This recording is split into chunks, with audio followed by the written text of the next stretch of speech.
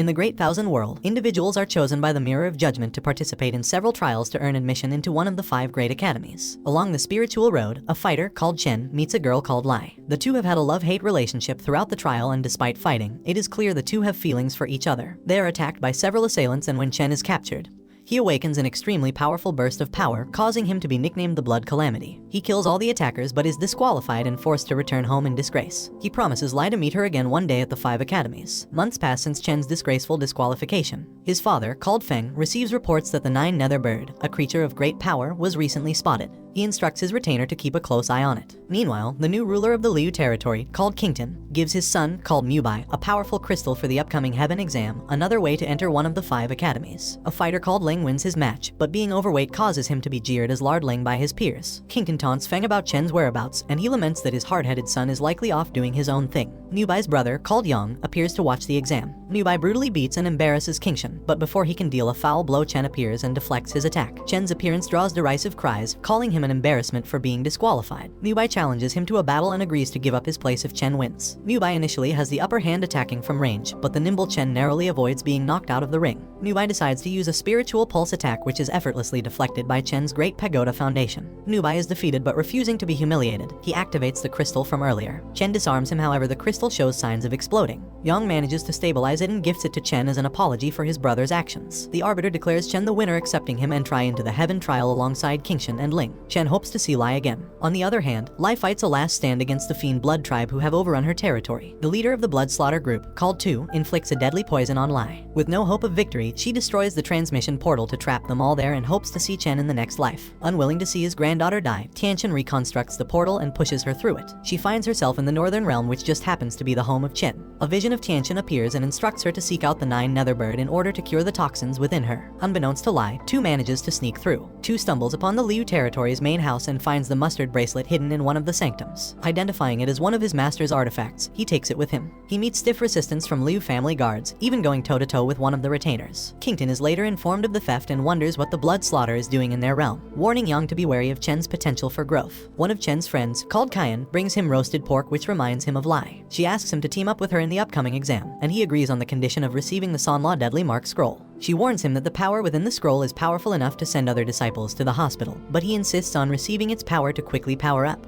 They trick the patrolman, and Chen manages to sneak inside the library, where he encounters Yang. With Chen unable to enter the library due to his low cultivation rank, Yang assists him in retrieving the scroll. However, Chen absent-mindedly undoes the seal, transporting him into the trial within. He fights off several giants but is quickly overwhelmed. However, he identifies one of the giants as the primary target, and against all odds he clears the trial. Yang assumes he is dead and turns to leave, but is shocked to find him still alive. A shaken Yang now understands his father's warning and perceives Chen as a serious threat. Meanwhile, Tu is cornered by the Liu guards, who are now more than prepared for his bug arts, and he is forced to flee for his life. The following day, the Chen forms his team, composed of Kyan, Ling, and Kingchen. They participate in a spiritual exercise in the Northern Realm where they fight for survival in the wilderness. Mubai, Yang, and Ling sense that Chen is nearby. As a small prank, Ling lures them into a field where they are attacked by monstrous monkeys, and the two groups meet face to face. Meanwhile, Lai meets Tu once more alongside his Blood Slaughter group. When she refuses his offer to lead her to the Nether Bird, he attacks. While the Liu guards reorganize themselves, Lai once again refuses Tu's invitations to be his woman in exchange for the Nether Bird. Meanwhile, the monkeys assault Chen and Mubai's groups, but no matter how many they cut down, their numbers keep increasing. With their backs against the wall, Chen hatches a scheme to use the crystal he was given earlier to amplify his Great Pagoda, blasting a large area around him and wiping out the monkeys. To Mubai's frustration, Yang agrees to cooperate with Chen's team. Elsewhere, Lai's movements are stopped by Tu's spider beast, but she blasts her way through with a water blade and escapes. However, the Liu guards are notified of the attack. They manage to apprehend him and loose a volley of arrows, but Tu unleashes a burst of energy that knocks them all back. While harvesting fruit for themselves, Chen and Mubai's groups are attacked by a fire monkey king. Ling courageously jumps in, but he is simply knocked away. Chen and Yang stay behind and delay it while the others escape with the fruit. However, they realize too late that the monkey's target is the fruit. They chase after it, and Chen performs the Sanla Deadly Mark, which defeats it in one shot. Yang is once again convinced that Chen is far too dangerous to let live. The monkey regains consciousness and goes on a rampage against Chen, but he manages to push it over the cliff. Yang saves Chen just in time, while the monkey's attempt to latch onto his leg fails. In a scene reminiscent of the Lion King, Yang drops Chen to his death, fulfilling his father's plan of assassination. Tu encounters 3 candidates and kills them. Lai encounters Yang, and when she hears of Chen's supposed death, she refuses to believe him and jumps down the cliff. News of Chen's disappearance spreads throughout the camp, and many believe him to have died fighting the Monkey King. The practice trial is ended prematurely on account of the attacks, and Master Zai declares Mubai's team as the winner for the day. However, Chen arrives revealed to have miraculously survived his encounter with the Monkey King, and produces the power crystal he fought bitterly to obtain. He recounts that after he fell, he fortunately stumbled upon a dragon leopard den. He throws a rock inside to lure it out, but instead a baby scampers outside the cave. Luckily, its mother emerges to defend its young against the Fire Monkey King and easily kills it. Chen's team is declared the winner, but his celebration is short-lived when he hears of the blood slaughter attack. When he learns that Lai is nearby and heavily injured, he sets out to find her. Kian, concerned for Chen, accompanies him in his search for Lai. Several months ago, Chen first spots Lai on the spiritual road fighting back the followers of a man named Xuan. When she succumbs to their superior numbers, Chen intervenes and saves her life, but she is cold and refuses to thank him nor acknowledge his assistance. Back in the present, Chen and Kian encounter Tu, who is revealed to have killed the other 5 missing students. However, he is still injured and means to kill them and restore his health. When he learns that Chen and Lai have history together, he assumes Chen is the reason why Lai keeps rebuffing him. Tu viciously attacks Chen, but he is given a nasty shock when Chen's son-in-law Deadly Mark manages to blast him away, despite the difference in their cultivation levels. Lai spies them from afar from a tree, finally seeing Chen after several months. Tu manages to get up and attempts to feed on Kian, who refuses to leave Chen's side. An enraged Chen once again awakens his bloody calamity, experiencing a surge of strength that overwhelms even Tu. Kian throws her body in front of Chen and manages to calm him down. Heavily injured and with the Liu hot on his trail, Tu concedes the mustard bracelet to Chen. As Yang, Mubai, and the Liu guards arrive, they surround and attempt to apprehend Tu. As a last resort, he summons a wave of zombies in an attempt to escape, but he is cut off by Yang, who demands the mustard bracelet back. Tu replies that it is already with Chen, and Yang is shocked to learn that it was Chen who beat Tu within an inch of his life. Yang confronts Chen regarding the bracelet, but he feigns ignorance. Zai and the other examiners arrive and tend to Chen's condition, and he acts as though he is injured. When Yang brings up the fact that Chen managed to damage Tu despite his lower cultivation level, suspicion falls on him, compounded by his earlier disqualification at Spiritual Road. Zai objects to his apprehension, and when Yang tries to inspect Chen's body for the bracelet, he finds nothing.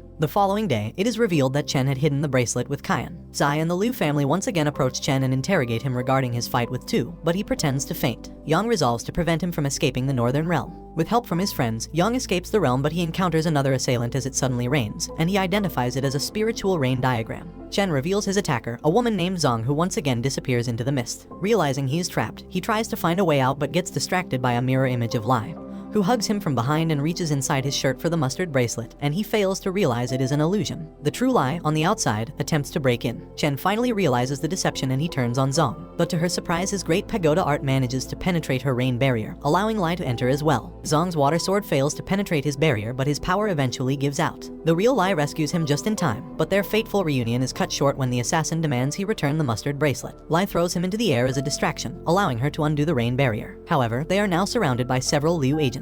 They manage to fend them off, and they are reinforced by Zhu and several soldiers. Recognizing the battle has shifted in their favor, Zong retreats. Chen brings Lai back to the Mu family estate, where his father compliments him on getting a girlfriend. He then presents his father with the mustard bracelet, and he is shocked to find that the 9 nether bird dwells within it. He orders an attack on the Black Swamp within Liu territory to commence in 3 days. At the same time, as Yang informs his father regarding the bracelet's whereabouts. Now aware that their plan of reconstruction, the transmission gate, has been revealed, he orders his own troops to move to the Black Swamp. Qingshan brings Yang to a hidden sanctum, where they meet his father, the former Lord Jingshan, dwelling within a massive tree. Although Jingshan pays no mind to Chen, he is concerned when he learns of his apparent victory over Tu. Feng caresses a small statuette of his late wife and expresses his misgivings about the operation in the Black Swamp. Meanwhile, Chen visits Lai in her room, but she acts cold and aloof. He reminds her of how much he's missed her since they parted in the Spiritual Road, and she becomes much more subdued. He leans into her, but Kian interrupts them bearing grave news. Zai and the Academy officials are on their way to arrest Chen. Kian and Ling warn him to leave at once. Zai, having concluded from his investigations that Chen conspired with Tu and the bloody slaughter, barge into the Mu estate to arrest Chen. Zhu and a detachment of guards stand in their way, refusing to give up their master. They each summon their own mystical beasts, but the soldiers remark that Zhu's has supremacy over Zai's. In a brazen move, Chen appears to maintain his innocence, but Zai refuses to listen and insists he defend himself before the principal, but Zhu rushes to defend his young master. Mo arrives bearing instructions from the principal to set Chen free, on account of his previous merits outdoing his violations. He then invites Chen to talk, and asks him about his condition, warning him that the son-in-law Deadly Mark takes a dangerous toll on the body. He then wishes him good luck on the upcoming selection exams, as there is only one seed. He extends this blessing to Kian, Ling, and Qinsheng, who was hiding in the bushes. Lai arrives and brings Chen with her to perform the spiritual diagram, to quickly raise his spiritual power. She demonstrates the technique to him, and leaves him to train on his own. She meets Kian, who cedes Chen's training to him. Lai returns in an hour, and is shocked to find that Chen is now able to summon 5 deadly marks instead of 2. He emerges to find his friends waiting for him, and Ling hands him a sack of crystal fruit, and wish him luck in his trip to the Black Swamp. Meanwhile, Qingshan reports to his father that they have mobilized their forces and they are prepared to march on the Black Swamp.